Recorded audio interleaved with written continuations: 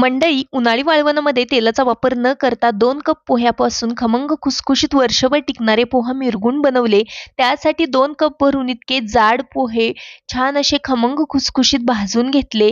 भाजून घेतलेले पोहे मिक्सरला थोडे-थोडे करून बारीक करून घेतले. तयार पिठामध्ये अर्धा चमचा बॅडगी मिर्च पावडर, अर्धा चमचा धने पावडर, अर्धा चमचा जिरे पूड, 1 चमचा मीठ, अर्धा चमचा पापडखार घालून गरम पाणी घालून हे पीठ मळून घेतलं. पीठ छान असं मऊसर व्हावं यासाठी मिक्सरला थोडं-थोडं करून बारीक करून घेतला आणि पिठाचा गोळा बनवून घेतला. छान असा मऊसर आणि घट्टसर गोळा बनवल्यानंतर अशा पद्धतीने याची लाटी लाटून घेतली. त्यानंतर हे पोहा मिरगुंड आहे ते डायमंड शेपमध्ये कट करून घेतले. लाटी अगदी पातळसर लाटायच्या आहे आणि हे पोहा मिरगुंड कट केल्यानंतर 2 ते 3 दिवस उन्हामध्ये वाळवून घ्यायचे आहेत.